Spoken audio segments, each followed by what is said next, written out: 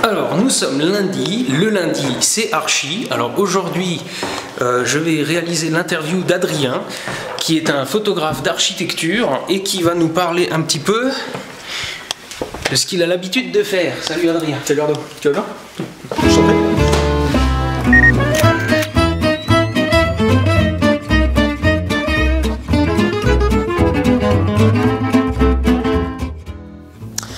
Alors je m'appelle Adrien Michel, sur internet j'ai souvent le pseudo de Madri, j'ai cherché très longtemps pour trouver ce pseudo, c'est ça qui est vachement bien. Je suis photographe professionnel et je fais beaucoup de photos d'architecture, pas que, mais beaucoup de photos d'architecture. J'ai 28 ans et j'habite Strasbourg. Comment je me suis mis à la photo? Alors en fait, au bout de plusieurs années d'école d'ingénieur, rien à voir, je suis revenu sur Strasbourg et j'ai rencontré des gens que je ne connaissais pas qui venaient de monter une petite assoce de vidéos dans lesquelles ils tournaient des web-séries, des courts-métrages pour le fun entre eux. J'ai trouvé ça drôle et j'ai commencé à faire ça avec eux le week-end. Je connaissais rien à l'image à l'époque. Et plus cette assoce avançait dans le temps, plus c'est devenu quelque chose de professionnel, sachant que les autres membres de l'assoce étaient issus d'une fac de ciné. Pas moi, mais eux oui. Donc ils avaient toujours une volonté professionnelle derrière leur tête dès le départ, moi pas forcément, mais voilà. Et plus je m'avançais dans cette association, plus ce qui m'intéressait c'était l'image. Et plus ce que j'avais envie de faire c'était d'être derrière la caméra. Donc forcément j'ai commencé à prendre la caméra en main, d'abord à filmer des backstage, des trucs qui n'étaient pas importants parce qu'il fallait pas que je foire des plans importants. Je savais pas quoi faire et puis voilà, je suis arrivé en fait à la photo comme ça puisque on a commencé très vite à filmer avec des appareils photo et donc je me suis mis tout doucement à la photo comme ça. Et ce qui m'intéressait le plus quand je voyais des courts-métrages professionnels se tourner, c'était le poste de chef opérateur parce que je trouvais que c'était un poste où vraiment il y avait ce travail de la lumière et en même temps du cadrage et de la composition, et je trouvais que c'était vraiment un poste en même temps créatif et technique et je trouvais ça vraiment bien. La direction d'acteur m'a jamais trop intéressé, donc le job de réalisateur je suis pas super fan, mais voilà, le chef opérateur je trouvais ça intéressant. Et finalement la photo et le job de photographe se rapprochent vachement du job de chef opérateur, sauf que les images ne bougent pas, mais on retrouve le cadrage, on retrouve la lumière, on retrouve tout ça. Aujourd'hui plus photo. Aujourd'hui plus photo, j'adore la vidéo, là n'est pas la question, je me sens plus libre en photo aujourd'hui, peut-être par un peu limitation matérielle vidéo pour le moment parce que des fois la dynamique, le coût de la vidéo est important. Quand je vois pour filmer, alors on a des 5D Mark II pour filmer avec nos 5D Mark II, qu'est-ce qu'il faut emmener finalement comme matériel pour retrouver une image vraiment clean et vraiment classe en termes de lumière, j'entends, parce qu'on se retrouve quand même avec une dynamique moindre en mode vidéo qu'en photo. Finalement voilà, ça demande vraiment beaucoup plus d'installation, de présence, de préparation. J'aime bien les photos sur le vif et j'aime bien voilà, donc ce qui fait que je me sens un peu plus libre en photo. Mais bon, la vidéo c'est très fun aussi, hein. Et c'est très différent au final. Il y a les mouvements. Oui, oui, en fait, donc comme je disais, la sauce avançait. Donc cette sauce qu'on a appelée Synovie avançait de plus en plus et on faisait nos trucs dans nos coins, nos courts-métrages, etc. Et plus on avançait, plus on avait des gens qui venaient vers nous en fait, qui nous disaient « Putain, on a vu ce que vous faites, est-ce que vous pouvez me faire un clip, une vidéo, etc. » En particulier, on faisait des partenariats avec des musiciens. On leur demandait de nous écrire une musique originale pour un film, pour un cours qu'on faisait. Et puis derrière, on leur proposait en contrepartie, parce qu'on n'avait pas d'argent, de leur offrir un clip et de leur faire un clip en contrepartie. Et ça a commencé un peu comme ça, et à tel point qu'en 2012 et 2013, c'est devenu vraiment tellement prenant, surtout en 2012, qu'on avait des jobs alimentaires à côté, qu'on n'arrivait pas à tenir le rythme entre la sauce et notre job alimentaire. Et s'est posé la question de passer pro en transformant la sauce en société. Et c'est ce qu'on a fait pendant l'été 2013. Voilà, donc Synovie. L'association est devenue Synovie, la société, aujourd'hui. Et donc je suis professionnel. Alors aujourd'hui, oui, c'est ma principale source de revenus. C'est pas très glorifiant comme source de revenus, mais ça l'est. Donc on est 3 dans la boîte, c'est très pratique, je dois avouer, de ne pas être tout seul et d'être à 3. Alors c'est pas très pratique du point de vue des revenus parce qu'il faut trouver 3 salaires, mais c'est très pratique d'un point de vue de la motivation, parce que en étant à 3, quand il y a des baisses de motivation chez les uns ou chez les autres, les 2 autres sont toujours là et voilà, je suis pas tout seul et ça c'est plutôt positif. Alors non, je ne fais pas que de l'architecture. Vu qu'on a lancé une société et qu'on doit vivre, on fait tout ce qu'on peut faire. Et d'autre part, je n'aime pas forcément que la photo d'architecture. J'adore le portrait, par exemple. Je trouve ça vraiment beau. Beau portrait en noir et blanc, c'est vraiment un truc que j'apprécie particulièrement. Donc je fais pas mal de portraits, j'ai fait du book d'acteurs, je fais un peu de studio avec des chanteurs, par exemple. Voilà. Et depuis l'été dernier, je me suis lancé dans du mariage. Donc je suis désolé Arnaud, je fais un peu de concurrence. Alors j'en ai pas eu beaucoup l'été dernier, forcément, c'était le premier, et puis voilà. Mais là, cet été, c'est vraiment on va dire, on va vraiment lancer le truc de manière imposante, parce qu'on lance la vidéo de mariage avec. Voilà, donc on fait des packaging photos, vidéos, tout ça. Alors, je sais pas qu'est-ce qui m'attire. J'aime beaucoup les lignes que dessinent les bâtiments et j'aime beaucoup pouvoir jouer avec. J'aime beaucoup le graphisme de manière générale et la pureté du graphisme. Donc c'est vrai que je fais pas mal de photos d'architecture assez serrées où je vais juste récupérer des morceaux de bâtiments, des morceaux de... parce que ça va me permettre de jouer avec des lignes qu'on voit pas forcément quand on regarde le bâtiment dans son ensemble. Et ça m'intéresse assez. Donc j'aime beaucoup ça. Je pense que c'est peut-être dû à ma formation d'ingénieur, le fait que je sois un mathématicien à la base, qui fait que j'aime les choses aussi droites et nettes. Mais voilà, ça m'a toujours attiré. Je trouve que l'architecture en général c'est très beau. Je trouve qu'il y a de la beauté dans beaucoup d'architecture et je parle même forcément de bâtiments qu'on ne trouve pas forcément jolis à la base. La friche urbaine, les bâtiments de type industriel, etc. Je trouve qu'il y a vraiment des choses à faire même là-dedans. Et je trouve les architectes ont travaillé, les architectes sont même des artistes et il y a vraiment voilà, des pattes des fois qui se cachent. Alors j'ai commencé à faire de la photo d'archi par un moyen un peu détourné en fait, parce que j'ai commencé par l'urbex. Alors c'est pas un nom qui plaît à tout le monde, l'exploration urbaine, les bâtiments à l'abandon, voilà plutôt. J'ai découvert ces lieux à travers de photos d'autres personnes sur internet et j'ai trouvé qu'il y résidait quelque chose que j'aimais beaucoup à l'époque, le contraste. Et j'ai découvert que dans ces bâtiments, il y avait un contraste énorme, parce que souvent, c'est des bâtiments qui sont fermés et qui sont donc avec des zones très très sombres. Et dès qu'il y a un morceau de lumière qui rentre, dès qu'il y a un morceau de porte à moitié entrouverte, ça claque d'un coup et je trouvais ça tout de suite très intéressant. Donc j'y suis allé, dans un premier bâtiment que j'avais trouvé facilement sur internet. J'y suis allé et j'ai fait de la merde.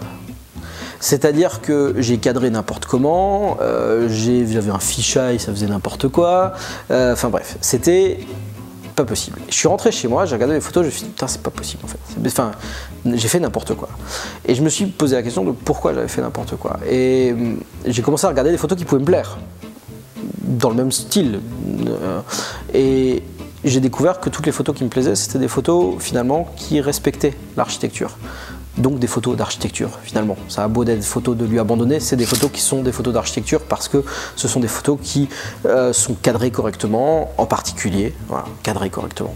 Et donc finalement, j'ai continué à en faire en essayant de m'améliorer sur mes cadrages, en essayant de respecter finalement ce qui me plaisait en termes de cadrage. Et c'est comme ça que j'ai découvert petit à petit la photo d'architecture, que j'ai commencé à m'y intéresser et que j'ai commencé à en faire.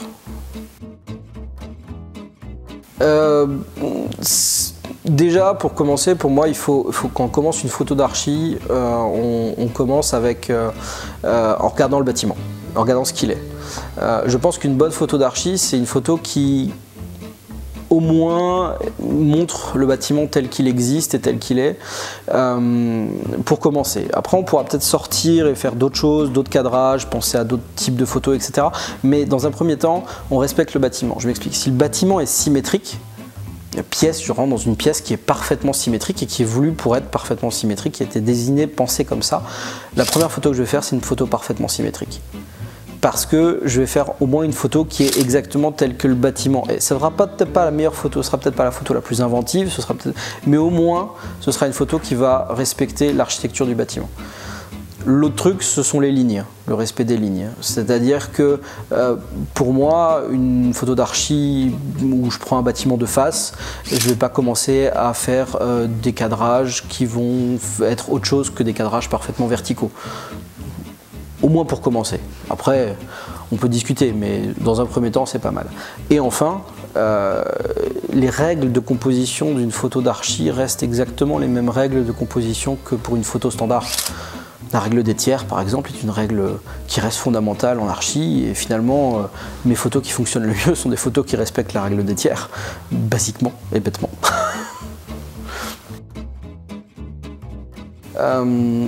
Je pense l'observation. Surtout si on ne fait pas forcément de la photo d'archi pour des architectes, mais si on fait de la photo d'archi pour soi et qu'on veut faire de la photo des séries d'archi, je pense que la première qualité c'est l'observation, c'est-à-dire on va voir un endroit, on va trouver un endroit, un bâtiment qui peut nous plaire, que ce soit de l'extérieur ou de l'intérieur. La première chose à faire pour moi c'est d'aller regarder cet endroit, c'est d'aller visiter cet endroit, d'en faire le tour, de tourner la tête à gauche à droite, de voir ce qui peut nous plaire. D'ailleurs je commence souvent par faire le tour d'un bâtiment sans même avoir l'appareil photo entre les mains, ou en tout cas en le laissant dans le sac et en commençant par me demander mais qu'est-ce qui peut être intéressant, qu'est-ce qui peut être joli, etc. Et l'observation, ça implique de lever les yeux au ciel, ça implique de baisser les yeux au sol, ça implique de regarder quelles sont les possibilités que m'offre l'endroit dans lequel je me trouve. Donc ça, pour moi, c'est l'une des qualités principales. L'autre qualité principale, c'est la patience. Parce que déjà, on va avoir un temps de cadrage qui peut être assez long. J'aime que mes cadrages soient précis et bons, ou en tout cas ce que j'entends être bon dès la prise de vue. Donc je ne vais pas pouvoir passer beaucoup de temps pour cadrer ne serait-ce qu'une photo. Quand je dis beaucoup de temps, je peux passer 5-10 minutes à cadrer une photo sans trop de problème. Donc si j'ai 500 photos à faire et que je passe 10 minutes par photo, ben, ça commence à prendre beaucoup de temps de faire le tour. Bon, des fois je suis plus rapide que ça, mais voilà, des fois ça peut prendre du temps. L'autre chose avec la patience, c'est la météo. Surtout quand on fait des photos de bâtiments en extérieur, parce que on peut attendre très longtemps qu'il y ait une bonne météo, parce que bêtement la météo c'est aussi important. Et quand je dis bonne météo, c'est pas forcément juste, je pense pas forcément juste aux intempéries, mais par exemple un ciel purement bleu, c'est chiant pas possible. Donc des fois c'est pas juste un beau jour de beau temps qui fait une bonne photo d'archi. Bon, donc voilà, il y a la patience. La météo est pour enfin très importante pour un dernier point, et ça on n'y pense pas souvent, c'est que les architectes, quand ils fabriquent un bâtiment, pensent énormément à la météo et pensent énormément au mouvement du soleil et aux ombres qu'il crée ou ne crée pas, et en fonction des heures du jour. Et voilà, c'est très important dans leur métier, et je pense que si on veut bien représenter un bâtiment, on doit aussi bien respecter la météo. J'en veux pour preuve un bâtiment qui se trouve en Alsace, qui se trouve près de Wasselonne, pour ceux qui sont intéressés, qui s'appelle l'Héliodôme, qui est un bâtiment qui est un bâtiment purement écologique, qui est sans chauffage à l'intérieur, qui n'est chauffé que par le soleil, et qui est un bâtiment qui est une forme de soucoupe volante écrasée sur terre. C'est assez impressionnant. Et ce bâtiment a pour particularité que son arête principale de soucoupe suive exactement le chemin du soleil au solstice, ce qui fait que la partie vitrée qui d'un côté ne sera éclairée par le soleil que l'hiver, pardon. Donc en fait cette partie vitrée, les rayons du soleil vont pénétrer à l'intérieur du bâtiment et le réchauffer dans son ensemble. Et la partie de l'autre côté de l'arête est-elle complètement boisée, et c'est la partie où le soleil se balade en été, et ce qui fait que le soleil ne rentre pas à ce moment-là dans la maison, et ce qui fait que le maçon reste à peu près fraîche, même en été. Et c'est, je trouve, super intéressant, et voilà, c'est vraiment des choses comme ça. Une mauvaise météo, ça c'est sûr. Des fois je pars très loin et je me retrouve avec une météo pourrie. Des fois des interdictions d'atteindre certains endroits. Très simplement, à Strasbourg, il y a la médiathèque Malraux. Sur le côté de la médiathèque Malraux, il y a des escaliers. Ah, ces escaliers, il n'y a rien marqué dessus, c'est complètement ouvert, il n'y a pas de panneau comme quoi c'est interdit ou quoi. Je me suis dit, tiens, en haut des escaliers, je pourrais faire une super photo.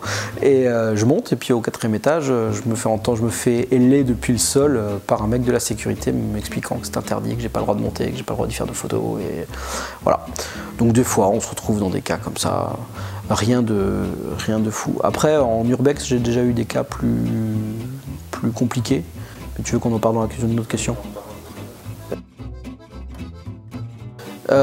Déjà en prenant soi-même de la hauteur, parce qu'à un moment donné on est face à un building, c'est souvent plutôt simple d'aller dans le building d'en face, de monter et d'être face et de faire une photo bien de face. Donc ça, c'est une première solution. La deuxième solution, c'est même quand on est au sol, de cadrer déjà bien droit et de penser au crop. C'est là qu'un boîtier qui a beaucoup de millions de pixels peut être pratique, parce qu'on va aller devant un bâtiment, on est au niveau du sol, on va cadrer très droit, mais en cadrant très droit on va avoir beaucoup de sol sur la photo, mais le bâtiment au moins qui sera dans la partie haute de la photo sera droit lui. Mais voilà, on sait que d'avance que toute la partie sol inintéressante on va la cropper en post. J'utilise beaucoup le cadrage 2:1 en post-prod. C'est un cadrage que j'affectionne particulièrement. Au début, je l'ai surtout utilisé par nécessité, et aujourd'hui, c'est devenu quelque chose que j'aime beaucoup et que j'utilise même pas forcément par nécessité à chaque fois, mais que j'utilise assez souvent. Voilà, donc c'est un cadrage que j'aime, que j'apprécie assez. Donc ça, c'est pour moi les solutions qui sont des solutions offertes à tout le monde. C'est pas des solutions très complexes à mettre en œuvre. Après, il y a la possibilité d'utiliser soit un objectif tilt shift à bascule et décentrement.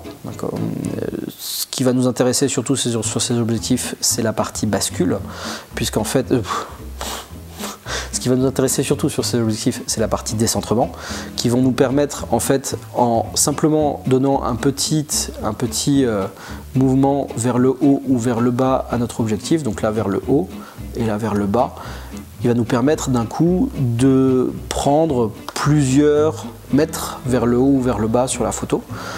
Alors, c'est pas comme si j'étais monté vraiment. Et ça, c'est important de le noter. C'est pas comme si on monte vraiment de plusieurs étages, puisque l'appareil reste au sol avec nous. Donc les perspectives par exemple, imaginons qu'on a des balcons. En étant au sol, le balcon du 4e étage, je vois le sol du balcon. Je ne vois pas ce qu'il y a sur le balcon, je ne vois pas le balcon lui-même.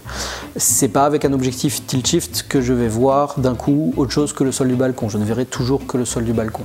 Mais les perspectives vont un peu changer et au moins la photo va commencer au niveau du sol, et j'aurai pas 5 mètres de sol sous ma photo, enfin au début de ma photo, et le bâtiment ensuite. J'aurai directement le début du bâtiment sur le début de ma photo. Voilà, donc ça c'est un des avantages. Il n'est pas indispensable, cet objectif. Je pense vraiment qu'il n'est pas indispensable. Il y a certains cas où il m'a bien sauvé la vie, mais je les compte sur les doigts d'une main. J'aime bien l'utiliser pour une raison, c'est que c'est un objectif où je fais mon cadrage dès la photo. C'est-à-dire au moment de la prise de vue, je fais mon cadrage, je pense mon cadrage. Ce qui fait que j'ai très peu de post-prod ensuite. J'ai très peu de post-prod de rattrapage, j'ai très peu de redressement vertical, etc. sur mes photos. Et ce qui fait que, comme j'ai compensé mon cadrage dès le début, j'ai pas de crop à faire. Voilà, donc au moins j'utilise mon plein capteur correctement. Il y a des solutions logicielles qui peuvent tout à fait remplacer un TS. Elles sont de mieux en mieux. Et il y en a, pour moi il y en a 3. Enfin moi j'en utilise 3 quand j'en ai vraiment besoin. Il va y avoir Lightroom lui-même. Alors il y a plusieurs choses. Il va y avoir les profils d'objectifs qui vont permettre de corriger la distorsion. Parce que j'ai beau faire une photo très droite, même un objectif TS tord un peu et fait une petite distorsion sur les côtés de la photo. Donc il faut appliquer ces profils qui sont plus ou moins bons en fonction des objectifs dans Lightroom pour corriger cette distorsion. Et puis après, il y a quelques outils. Alors l'outil Upright qui a cette facilité d'avoir un bouton auto sur lequel on clique et normalement la photo devient droite en un clic, marche de temps en temps, pas tout le temps. Si ça marche, c'est parfait, j'ai fini. C'est top. Si ça marche pas, il y a le mode manuel. de Lightroom qui marche lui plutôt pas mal, le mode de redressement manuel. En fait, dans Lightroom, dans la partie profil de l'objectif et correction de l'objectif, il y a Upright, et en fait il y a 4 onglets. Il y a Upright, il y a correction chromatique, et tout au bout il y a manuel. Et en fait là on trouve 6 ou 7 réglages, redressement vertical, redressement horizontal, distorsion, aspect, donc qui permet de corriger l'auteur par rapport à la largeur. Enfin voilà. En fait, le Upright se sert de ça pour fonctionner, sauf que là on le fait manuellement. Le souci c'est que c'est pour comprendre pourquoi une photo est pas droite, et ça se joue des fois à quelques millimètres, c'est souvent un peu compliqué. Enfin, est-ce que ma ligne horizontale est pas droite parce que j'ai une petite rotation à faire, ou est-ce que c'est l'angle horizontal qui est pas parfait? Enfin voilà. Et souvent il faut jouer avec plusieurs de ces curseurs pour réussir à rendre la photo parfaite, et souvent on passe beaucoup de temps avant de trouver quels sont les bons. Alors à force d'entraînement et de lecture de photos, je commence à m'en sortir mieux, mais c'est pas l'outil le plus rapide. J'ai découvert cet été DxO Viewpoint 2 que j'ai acheté, ça vaut 79 € je crois, voilà. Les gens trouveront. DxO Viewpoint, donc j'ai découvert ça cet été, et ça je trouve ça vraiment pratique. C'est-à-dire que on va avoir simplement des lignes à tracer sur notre photo, et donc en fait on va suivre les lignes présentes sur la photo. Donc on va suivre les deux horizontales et 2 verticales, ou seulement 2 verticales, ou enfin on choisit. Bien sûr elles ne le sont pas pour l'instant. Par exemple on va suivre nos 2 verticales qui ne le sont pas, qui sont un peu en train de faire des fuyantes, et en dessinant ces lignes en 3 coups de clic, d'un coup le logiciel va redresser pour nous et va faire que ces 2 verticales redeviennent vraiment verticales, et pareil pour les horizontales, et en 4 coups de cuillère à peau on a réglé notre photo. Donc ça c'est vraiment très pratique. Je trouve aussi que les profils proposés, profils de correction de distorsion d'objectif sont meilleurs, en particulier le profil du 14-24 de chez Nikon, qui est un super grand angle et pas parfait dans Lightroom parce qu'il distord encore un peu, mais il distord à l'inverse en fait. Il corrige trop la distorsion dans le profil de Lightroom, alors que le profil de DxO est juste parfait. Voilà. Alors ça va vraiment dépendre de ce qu'ils veulent faire. Pour moi il y a un peu 2 écoles. Il y a un truc déjà très simple. Plus on va être avec une longue focale, et plus on va s'éloigner de l'endroit qu'on veut prendre en photo, moins les verticales vont être fuyantes si on fait un peu de contre-plongée. Des fois on est obligé de faire un peu de contre-plongée. Si je me mets à 2 mètres du bâtiment, que je prends un ultra grand angle et que je me mets en contre-plongée, mes fuyantes elles font ça. Si je me mets à 20 mètres du bâtiment et que je prends un 85 mm, j'obtiens le même cadrage, sauf qu'au lieu de faire ça, mes fuyantes font seulement ça. Et donc ça va être beaucoup plus facile à corriger. Et surtout, on aura vachement moins besoin de penser à cadrer large, parce que forcément quand on va corriger en post-prod avec quel que soit le logiciel, Lightroom, DxO, Photoshop, ce qu'on veut, quand on va corriger nos fuyantes, on va forcément couper les bords de la photo, on va forcément perdre de la matière à gauche et à droite. Et ça, il faut y penser aussi au moment du cadrage, il faut y penser au moment de la prise de vue, parce que si on sait qu'on va corriger, il ne faut pas se dire c'est la photo finale, non, elle va être coupée. Donc je pense que dans un premier temps, un bon objectif, pas forcément très grand angle, mais un bon objectif qui n'a pas trop de distorsion, alors le 50 on a un peu, un 85, 85-1.8 par exemple, ça peut être une bonne base. Même un 18-55 au final, hein, s'il ne distord pas trop à 55, ça peut être un très bon objectif d'archi. Sachant qu'il faudra un peu corriger en post-prod, mais pas tant que ça. J'adore moi le 70-200 parce que comme je disais, je fais des choses très serrées. Ceci dit, tous ces objectifs de Rupin ne sont pas forcément j'adore mon 70-200 qui est pété. Bref, non, ce ne sont pas forcément nécessaires parce que souvent en archi on est assez fermé. C'est-à-dire qu'on a un diaphragme qui est souvent autour de f8, f11. Et tous les objectifs donnent leur meilleur à ce niveau-là. On n'a pas besoin d'une grande ouverture, ou très rarement. On n'a pas besoin d'avoir des objectifs qui aient un piqué exceptionnel à pleine ouverture. Si le piqué est bon à f8, c'est parfait. Par contre, en matériel, un très bon trépied. Ça, je peux, tous ceux qui veulent essayer de faire de l'archi, Vous serez avec des objets assez fermés, vous serez souvent à bas ISO pour pas avoir trop de grains sur votre photo au final. Dans ces conditions-là, et en plus en intérieur, on va se retrouver sur des temps de pause de plusieurs secondes sans aucun souci, donc il vous faut un très bon trépied, un truc qui tienne et qui vous lâchera pas, et qui va pas bouger parce qu'il y a un coup de vent ou un truc. Voilà, donc moi en particulier j'ai un Velbon Rexy L, que possède Arnaud également, sur mes conseils, que je trouve super parce que pour un trépied de cette stabilité, il est vraiment à un prix très peu cher, presque dérisoire pour une telle stabilité. J'ai rarement croisé des trépieds à moins de 150 €, alors il n'y a pas la tête à ce prix-là, mais à moins de 150 € qui tiennent autant le choc et qui sont aussi petits une fois rangés et aussi grands une fois dépliés. C'est quand même des caractéristiques assez exceptionnelles. Je suis content de l'avoir déniché sur internet celui-là. Qu'est-ce que j'aime en photo en urbex par rapport à la photo d'archi? Déjà, je fais pas du tout la même chose en urbex et en archi. Bizarrement, quand je fais de l'architecture moderne, je fais beaucoup plus des plans serrés au 200 mm, des choses très graphiques, en utilisant les lignes, etc. Et finalement assez peu de plans larges. J'en fais quelques-uns bien sûr, mais je ne fais pas que ça. Alors qu'en urbex, je fais beaucoup de plans larges, 14, 24, voilà, j'utilise beaucoup plus ces focales-là. Ensuite, en archi moderne, je fais beaucoup plus de photos d'extérieur qu'en architecture de type urbex, bâtiment à l'abandon. Je fais uniquement des photos à l'intérieur des pièces que je visite. Voilà. Donc c'est deux choses très différentes. Après, ce que j'apprécie beaucoup en urbex, c'est le fait que les bâtiments qui sont à l'abandon sont souvent vides.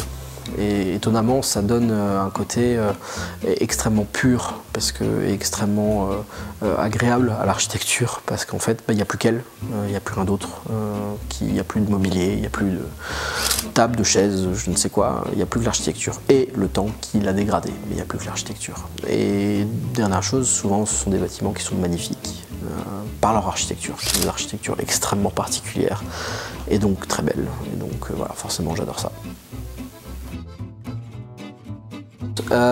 Oui, j'ai déjà eu des soucis en urbex. Un jour, en allant dans un bâtiment en plein été, il pleuvait ce jour-là, on a dû escalader une grille pour rentrer dans le bâtiment qu'on voulait visiter.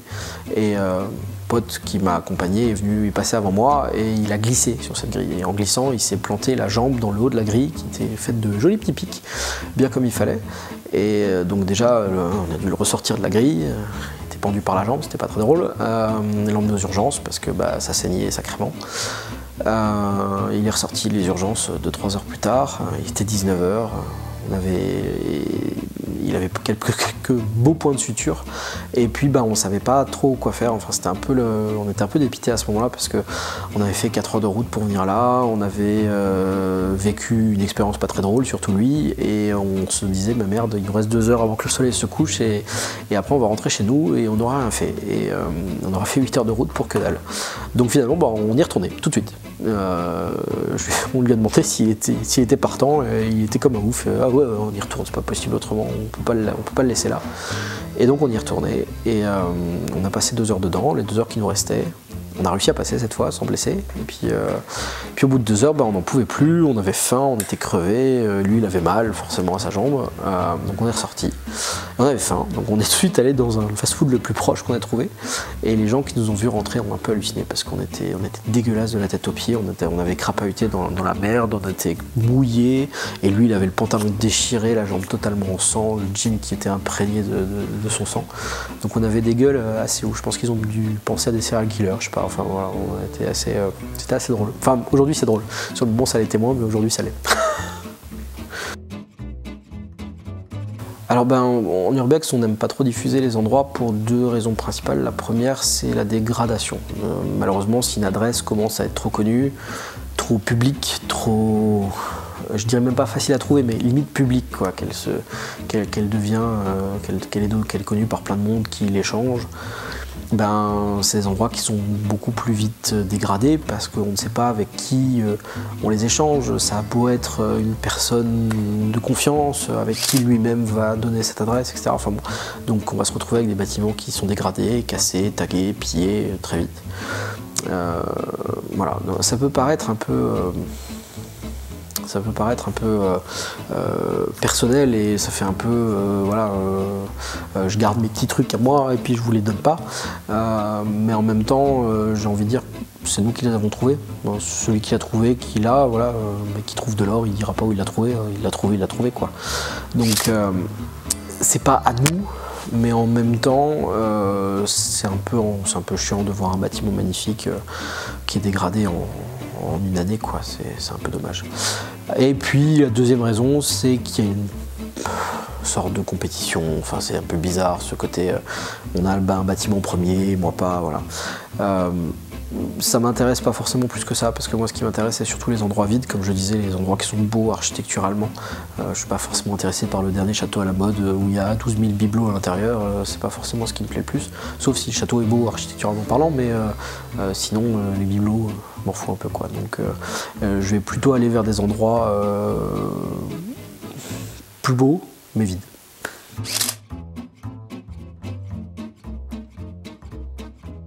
Alors première photo, c'est une photo dans un centre commercial en Allemagne. J'ai beaucoup galéré sur cette photo, sur le cadrage, parce que en fait j'avais vu ce bâtiment sur les photos d'un copain photographe qui habite Francfort, donc la ville où se trouve ce centre commercial, et j'avais trouvé ça magnifique, mais j'ai eu deux soucis. D'une part, c'est un bâtiment qui n'a aucune logique. Ça part dans tous les sens, il y a des morceaux de verre qui tombent, qui ressortent, des ronds dans tous les sens, enfin, c'est une foire, voilà.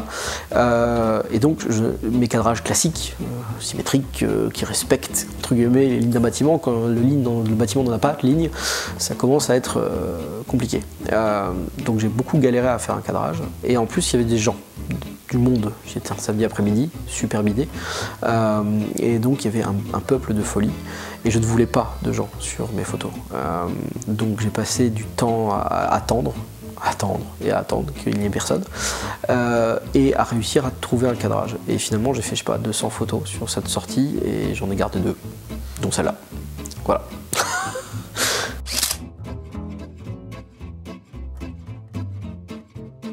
Alors oui, cette photo, c'est fait à Nancy.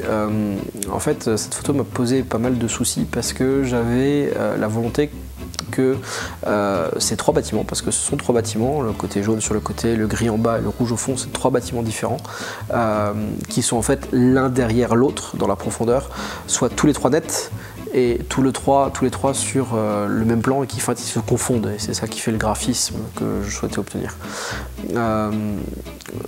J'ai eu plusieurs solutions à m'apporter, j'ai essayé des photos f22, même comme ça ils étaient tellement loin que ça marchait sans marcher, enfin voilà. Et au final c'est un montage de 3 photos.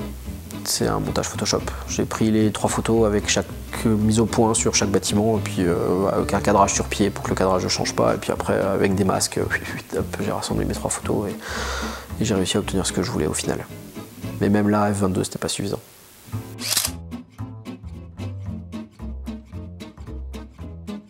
Les photos noir et blanc. Alors ouais, les photos noir et blanc, je parlais tout à l'heure des choses qu'il faut faire en tant que photographe ou ne pas faire, ce qu'il faut vérifier. Je parlais du temps. Je disais qu'un beau ciel bleu de temps en temps c'était pas forcément le mieux parce que c'était très uniforme et que c'est pas très beau l'uniformité du bleu. C'est un peu chiant, oui, effectivement. On voit beaucoup de photos d'archi qui sont plutôt faits avec des poses très longues, même en journée, pour voir les nuages qui filent au-dessus des bâtiments, c'est très joli, etc. Avec un petit filtre ND1000 par exemple, voilà. Mais avec un ciel tout bleu, t'as beau mettre un filtre ND1000, ça restera tout bleu quand il n'y avait pas un nuage dedans, parce que ce jour-là il n'y avait pas un nuage nulle part, ça va rien donner. Donc en fait, je me suis dit que là, je pouvais essayer une ancienne technique argentique. C'était d'utiliser un filtre rouge. Ouais, alors j'ai pas le filtre rouge sur moi. C'était d'utiliser un filtre, j'ai les ND1000 par contre. Attends, ça va faire la blague. Il est tellement noir le ND1000 que ça fait la blague. Ouais, j'ai utilisé un filtre rouge. Un filtre rouge, en fait, Arnaud en avait déjà parlé dans sa vidéo des filtres. C'est un filtre qui va permettre de rendre le ciel bleu sur une photo noir et blanc. Ce ciel bleu va devenir complètement noir.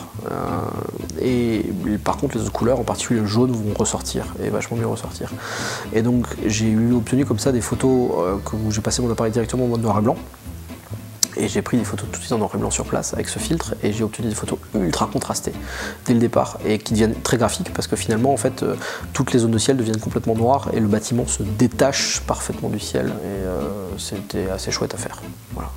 Donc c'est une technique des fois qu'on peut utiliser. C'est assez rare parce que s'il y avait eu un nuage dans le ciel, par contre le nuage blanc lui il aurait d'un coup explosé dans la photo et ça n'aurait pas forcément eu le même rendu du tout. Voilà. Sur le noir et blanc, il y a aussi de la post-prod. Cet effet de filtre rouge, on peut l'imiter. On n'a pas forcément obligé d'en avoir un, parce que des fois, je l'ai imité quand j'avais pas forcément tout le temps mon filtre rouge sur moi. Et donc, cet effet de filtre rouge, on peut l'imiter. Et pour l'imiter en post-prod, c'est assez facile. En fait, dans Lightroom, quand vous passez en mode noir et blanc, il y a la possibilité de régler chaque couleur séparément, enfin chaque couleur et de dire si cette couleur doit être plus ou moins noire ou plus ou moins blanche. Et si par exemple on a un ciel comme il faut, c'est-à-dire parfaitement purement bleu, le ciel doit être un peu sombre quand même. Il ne faut pas qu'il soit surex parce que sinon ça ne va pas donner du vrai noir. Mais si le ciel est bien bleu et bien profond, on va pouvoir descendre vers le noir et il va devenir complètement noir quasiment instantanément sans aucun souci. C'est une technique qui ne va pas du tout marcher sur la photo avec des gens ou quoi parce que ça va faire des trucs bizarres, des pixels qui vont mal se détacher, etc. Autant sur la photo d'archi moderne où les lignes de découpe sont parfaitement nettes, on va quasiment pas avoir le subterfuge et ça va plutôt bien marcher. Donc c'est plutôt pratique. Ah yes, tiens, parlons de ça. Un post-traitement particulier. Alors, il y a plusieurs techniques qui peuvent être utilisées. Moi, j'aime bien rajouter un peu de clarté à mes photos. Ça donne un peu de peps à l'ensemble, il ne faut pas en mettre trop quand même, mais il y en a un peu dans toutes mes photos, surtout en urbex où là j'en mets peut-être trop, j'ai déjà des reproches là-dessus, mais bon c'est comme ça que j'aime le truc. Un secret dans le PT, si on parle de mes photos d'urbex, mon secret c'est la balance des blancs. J'ai une balance des blancs sur mes photos d'urbex qui est extrêmement froide, à la limite du bleu, et même je la refroidis encore en post-prod, mais je désature un peu, c'est-à-dire qu'en fait je refroidis la balance des blancs, la photo devient bleue, enfin pas complètement bleue, mais une teinte de bleu qui commence à apparaître, et ensuite je désature jusqu'à ce que ce bleu disparaisse juste, pour que les blancs soient purement blancs, mais blancs froids, quoi. C'est très particulier, c'est comme ça que j'ai construit ma série autour de l'urbex, mais voilà. Ensuite, pour la photo, de manière générale, j'utilise pas le HDR. Ou en tout cas pas tel qu'on l'entend, c'est-à-dire j'utilise pas de logiciel HDR tel que Photomatix ou autre.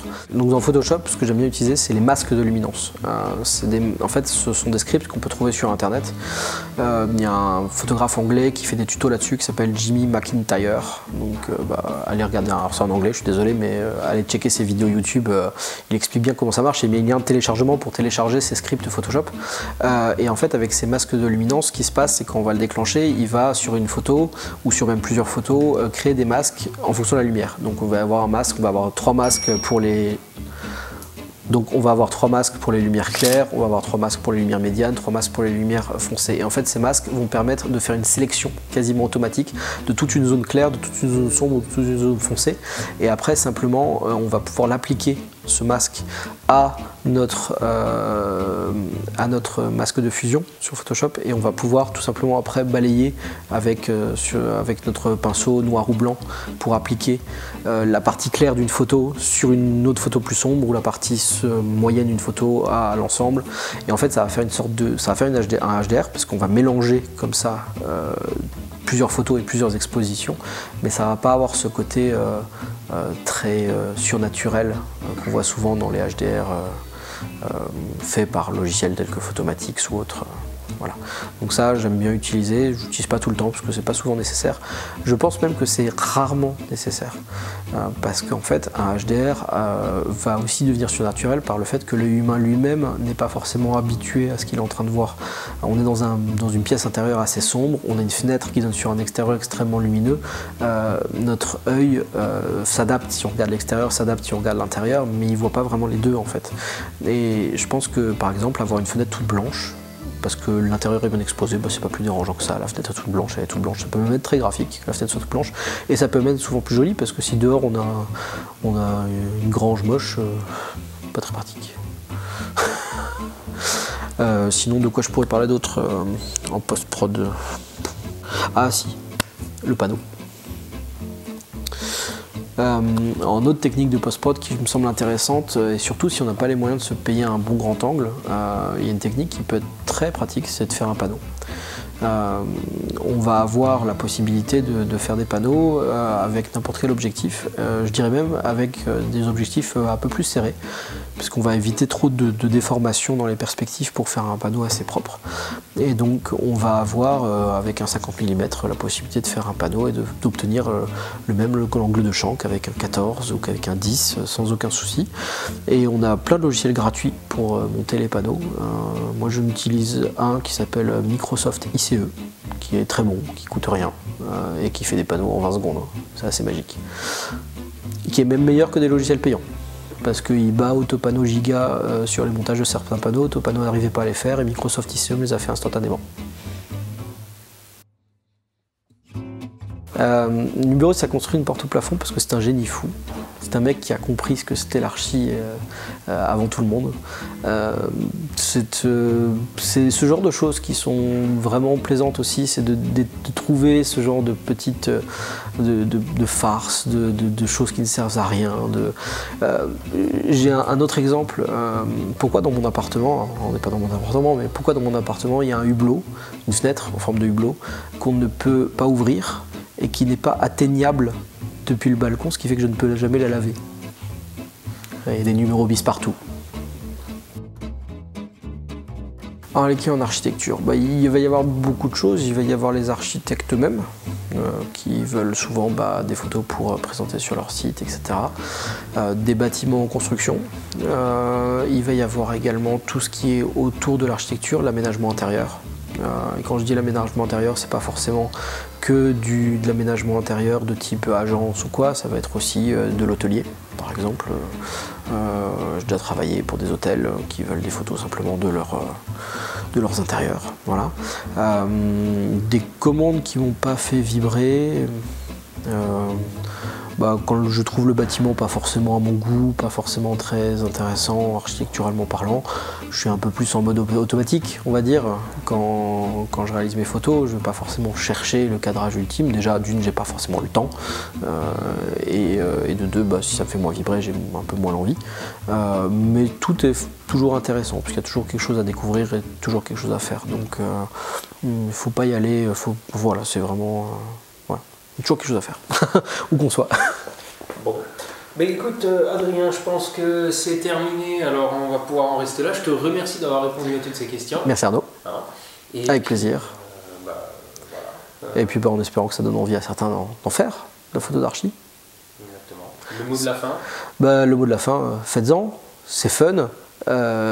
Et puis vous n'avez pas une modèle à gérer, donc c'est vachement plus facile. Ouais.